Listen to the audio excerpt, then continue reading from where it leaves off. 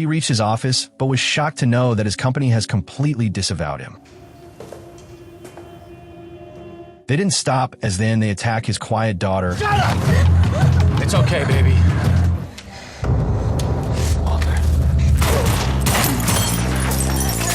Not knowing this will wake up the devil in him on that particular eve. Welcome back to Paramount Recapped. I don't have many subscribers, but your single comment is a ray of hope to motivate me. The movie kicks off with a high-stakes break-in at a CIA-controlled facility buried deep in Brussels. Everything goes from zero to chaos in seconds. Bullets fly, and a poor guard takes the hit, collapsing right at the vault's massive door. A guy in a mask, cool as ice, snatches the guard's access card like he's done this 100 times before. In no time, he's inside the vault, rummaging around like he's shopping. He grabs one particular canister, drops it into his bag like it's groceries, and heads out. As he walks out, the mess he left behind is brutal. Bodies everywhere, a total bloodbath. The guy doesn't panic though. He just strolls to the service exit, tosses the bag to a biker who speeds off, and another motorcycle zooms in to pick him up. The bag eventually ends up stashed under a bridge near a parked Mercedes. A guy sitting in the back seat takes it, and now it's clear this wasn't just a random robbery. Someone from the inside's definitely involved. That's when we meet Anna Brandt, a CIA agent who seems to know something's up. She tries calling the guy who got the canister, but he doesn't pick up. Red flag? Oh yeah. Now let's shift scenes to Antwerp. Meet Ben Logan. To the world, he's just a regular engineer, but the scars on his back say there's more to him than that. He's getting ready for the day, flashes his work badge, and heads to his job at a tech security company called Howgate. His teenage daughter Amy pops in, all ready for school. It's obvious their relationship's rocky. She's hiding her report card. He finds out anyway, and he's not thrilled. He starts lecturing her about responsibility and school performance. She claps back, saying her mom never pried in her life like that. Clearly, they haven't lived together for a while, and the tension is thick. Before heading out, Amy reminds him not to flake on her awards ceremony later that evening. At work, Ben's friendly with the gate guy Walter, and it's clear Ben's job involves evaluating security systems. While working, his coworker Mei Ling spots something weird. Turns out, their company doesn't even own the patents for the gear they're testing. She scribbles the patent number on her hand, but they don't get to look into it because their boss, Derek Kohler, pulls them into a meeting.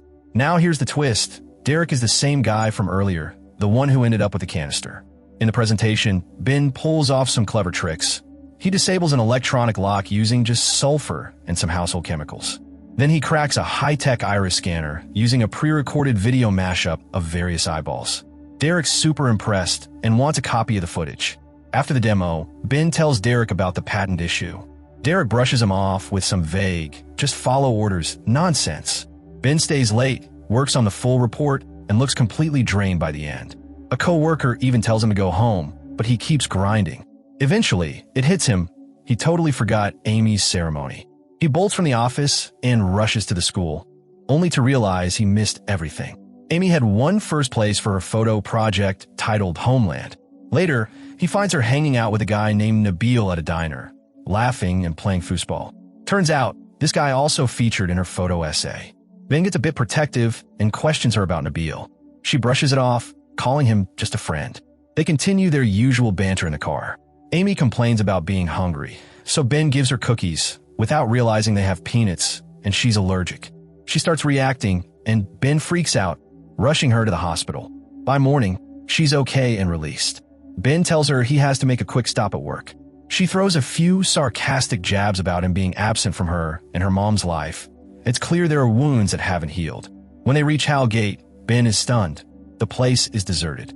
Everything's gone, like the company never existed. No chairs, no tech, no people. Just dust. He tries calling the office, but the number's out of service. To top it off, his phone goes dead. He finds a payphone and dials the Brussels HQ of Howgate. He asks for Derek, but the operator says no one by that name works there. Ben's totally baffled now. Worried things are spiraling fast, he grabs Amy and heads to Brussels to get to the bottom of this. When they arrive at the headquarters, another top-level guy tells Ben that Derek doesn't exist, and neither does Ben's employment record. There's no Antwerp branch at all. Ben asks for a phone battery, so he can show emails from the past 2 months. But his inbox? Completely wiped. Things only get worse. According to their data, Ben moved to Antwerp 8 weeks ago, but before that, his last record was from New York 14 years back. No activity on his bank account since it was created. It's like someone erased his entire life. While Ben is trying to absorb this nightmare, his old colleague Floyd suddenly shows up. At first, he seems confused too, but then he pulls out a gun and forces Ben to drive out of the city with Amy in the car. Floyd holds Amy hostage and keeps barking orders. Ben, though, isn't having it. He speeds up, slams on the brakes, and Floyd crashes into the dash. They wrestle, shots are fired, and the car flips off the road. Amy, injured but tough, crawls out of the wreckage. Floyd stumbles out too and starts firing wildly.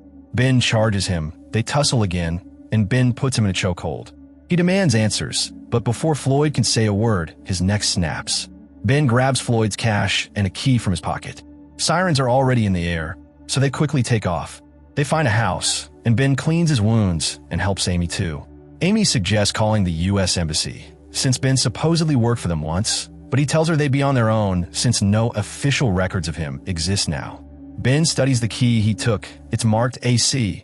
He figures out it stands for Antwerp Central. They hop on a train and land at the station. While Ben checks a locker that Floyd must have used, Amy spots cops closing in. She panics, runs through the crowd, and finds Ben just in time. Together, they dodge the officers and escape again. Inside the locker, Ben finds files. These aren't just papers. They're dossiers with surveillance photos and detailed records of his co-workers. There's even one of Amy and her grandfather. Ben, calm and focused, pulls out a map and marks the addresses of his old teammates. He realizes there might still be someone left alive. With Amy's help, they track down a hospital nearby. Ben sneaks into the morgue after bribing the staff, only to find dead bodies of his team labeled as undocumented migrants. But Walter, remember the gate guy, isn't among them. Just as they're leaving, Walter appears out of nowhere and starts shooting. Bullets fly, Ben dodges like a pro, and eventually they end up in a hospital ward. Amy hides in a supply closet. Walter approaches, opens it slowly, ready to shoot, but Ben jumps in just in time. A fight breaks out, and although Walter gets control of the gun for a second, Amy jumps in and distracts him. Ben seizes the chance, grabs the gun, and finishes Walter off, but not before Amy gets grazed by a bullet. Once outside, Ben does his best to treat her wound, knowing things are far from over. Ben finally decides to lay everything out for Amy, and what he tells her totally flips her world upside down. Turns out, that whole State Department job he claimed to have, total lie. The truth? He was a top-tier CIA operative, deeply trained in espionage and combat. And that list he found in the locker? It wasn't just paperwork, it was a kill list. The kind of thing you don't just stumble across. Amy is completely thrown off. It hits her hard that the man she thought was just her grumpy, overbearing dad was actually someone she didn't know at all. Meanwhile, back in the US, word gets to the CIA that two of their former agents, Floyd and Walter, have been taken out. Anna, Ben's old colleague, is notified. Since Ben used to work under her, the agency now suspects he might be connected, especially considering his knack for hacking and security. But the thing they're freaking out about the most isn't the murders, it's the canister that vanished during the break-in. 6 months earlier, a ship that belonged to Halgate went down, and this canister held proof that Halgate had been secretly moving weapons around the globe for profit. All the crew's families were paid off, except for one stubborn family that decided to sue. If that investigation gains momentum and the canister's gone missing, the CIA might get dragged through the mud for helping fuel international conflicts.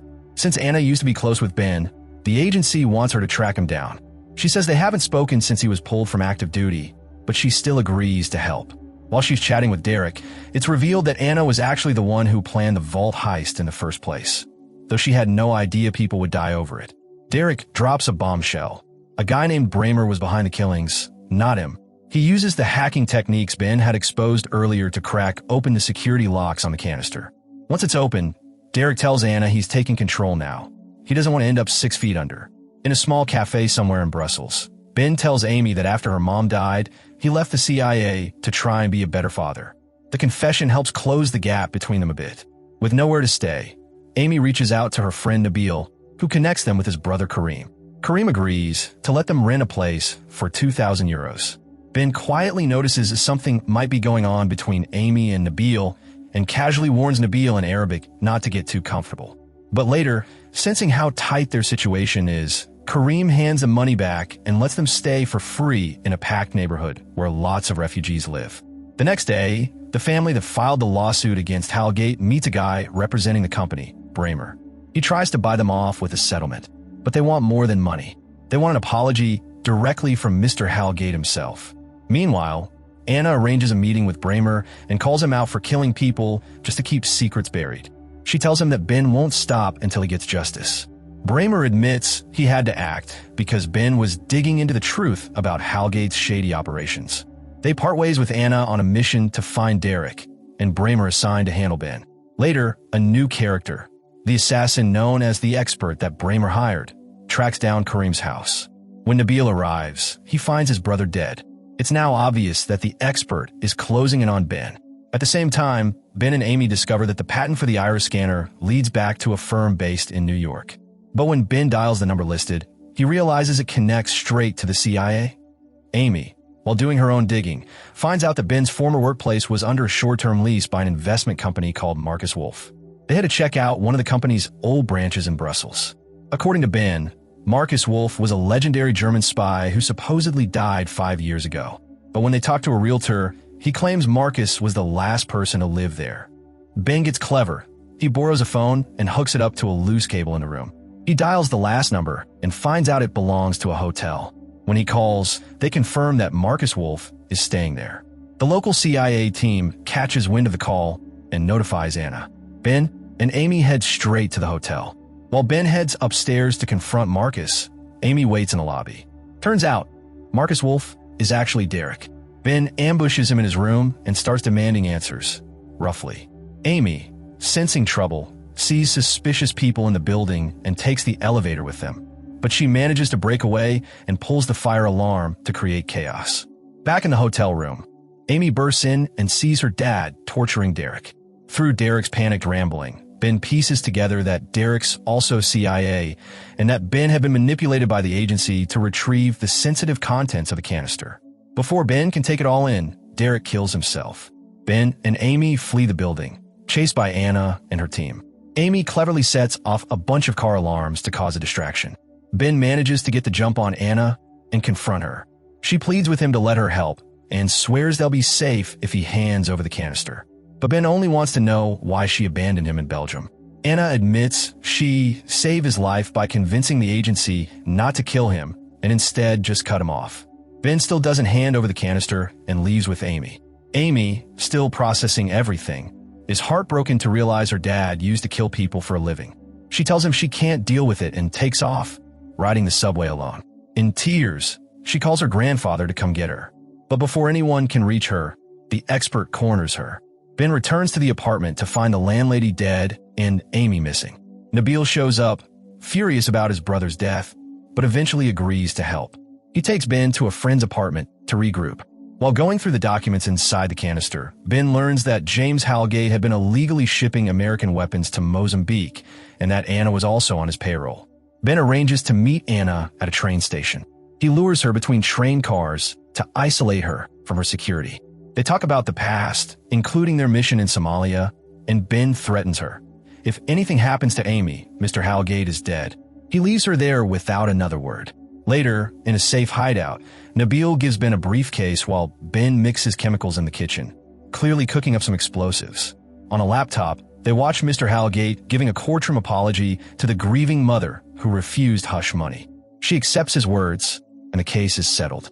As Halgate exits the courthouse, surrounded by reporters, Ben slips him his cell phone. On the other end, Ben warns that if Amy isn't released, the evidence stays hidden. Anna pushes through and tells Halgate she should manage the exchange. She sacrificed too much and won't get paid unless this goes right. Halgate agrees. Ben sends the meeting details. 3 p.m. at the Palace of Justice. Very fitting. As Anna walks with Amy to a car, she tries to double-cross Halgate and free Amy. But the expert was waiting. He fatally stabs Anna before she can act. With her gone, Amy is easily taken. Nearby, Ben sets up the briefcase bomb. It's rigged to explode the second time it's opened. Halgate and Bramer show up. Ben sneaks up behind Halgate and holds a gun to his ribs. Halgate shows him Amy from afar, making it clear who's really in control. Bramer demands Ben surrender, or Amy pays the price. Ben drops his gun, runs to Amy and quickly slips her some cash, whispering for her to get away. Amy begs him not to leave, but Ben tells her that this is the only way he can fix things. Nabil pulls up on a bike, hands Ben the briefcase, and takes Amy away. Halgate opens it to check the evidence. First time. Inside the car, he tells Bramer to have Amy and her grandfather killed. But they're not leaving until Ben hands over one last piece. The expert brings it back, and as Halgate opens the case again, second time, boom, the bomb goes off. Meanwhile, Nabil gets Amy to the airport. She's emotional, kisses him goodbye, and heads inside. As she sits alone, a voice calls out over the loudspeaker for Marcus Wolf. Her face lights up. She recognizes the name. She looks around and sees her father rushing toward her. She runs into his arms, finally reunited. And that's when the credits start rolling. Hope you enjoyed the recap. Let me know your thoughts on the movie. And that's it for today's video. If you enjoyed it, don't forget to hit that like button and subscribe if you haven't already. Drop a comment below. I'd love to hear your thoughts. Thanks for watching, and I'll catch you in the next one. Take care.